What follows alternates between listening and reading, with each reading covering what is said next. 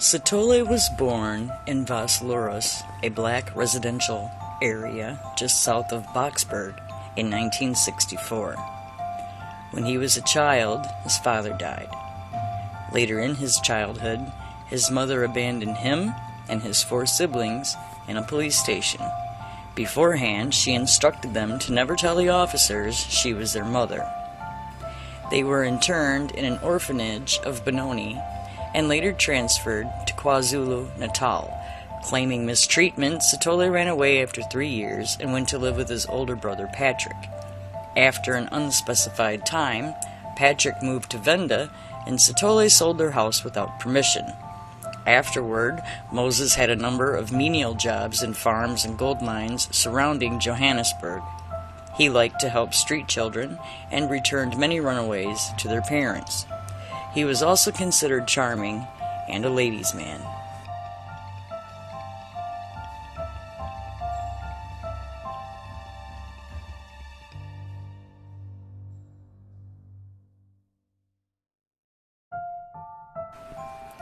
Starting in 1987, Satole began raping women. The following year, in the midst of his crimes, Satole began a relationship with a 17-year-old girl in Boxburg whom he mistreated. In February 1989, he raped Luisa Swakamisa and threatened her with a panga, a South African machete.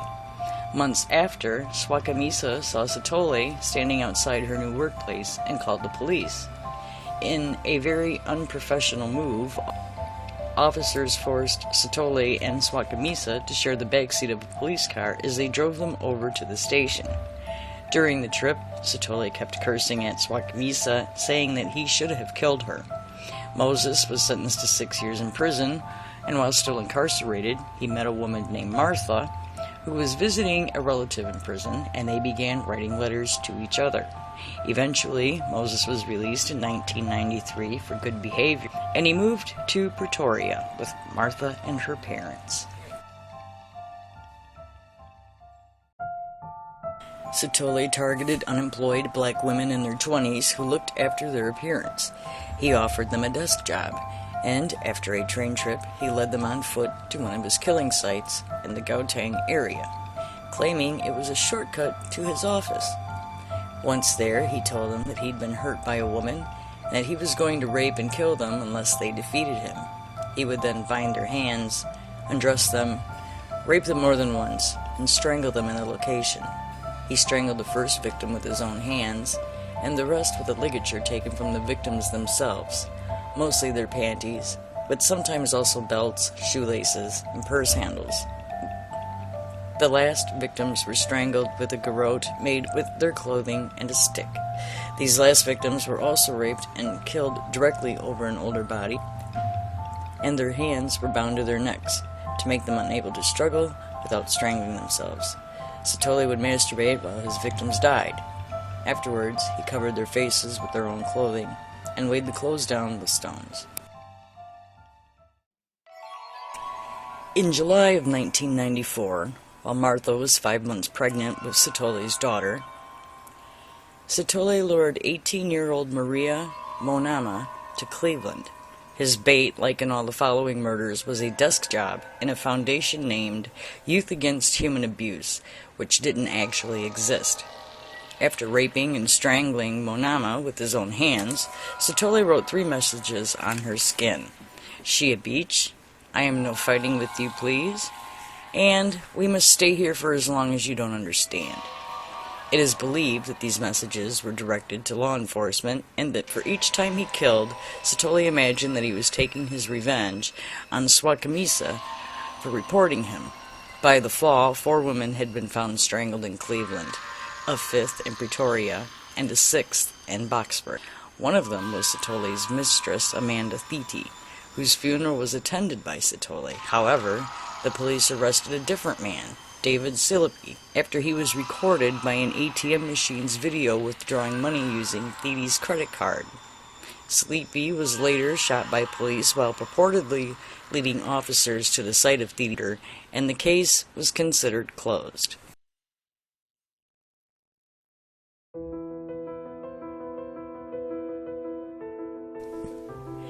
Sitole's daughter was born on December 5, 1994.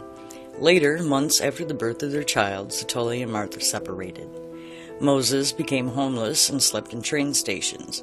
From then on, more women were found murdered at an increasing pace in Pretoria, mostly in the Atteridgeville area, and Boksburg, always not far from a railway. The police stated that they believed he was the Cleveland killer, but that they couldn't rule out a connection to the new murders. The press dubbed the spree the ABC murders after the initials of Atteridgeville, Boksburg, and Cleveland, and wondered if they were committed by the same killer, rendering Sleepy innocent. South Africa's first profiler, Mickey Pistorius, was assigned to the case.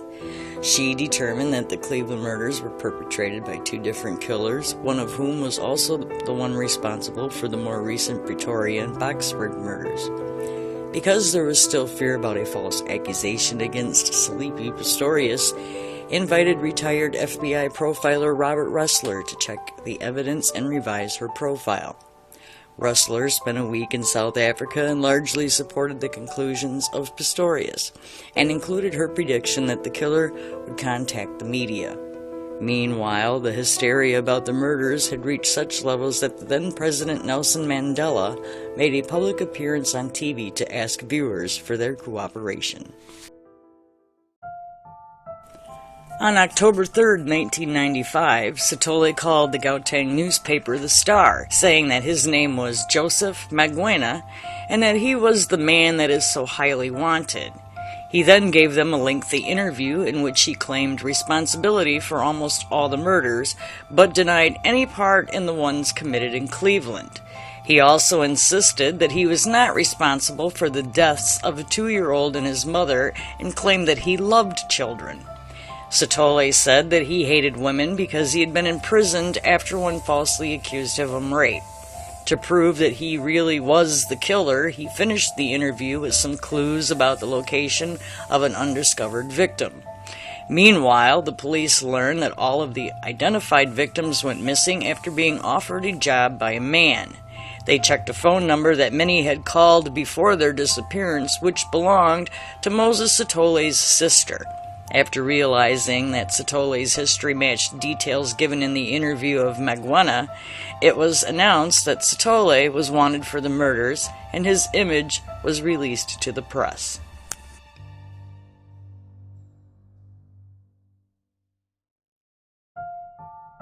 Sitole was formally charged with 38 murders, and while in remand, Sitole agreed to give a recorded interview to an inmate under the premise that it would be sold and part of his benefits would go to his daughter.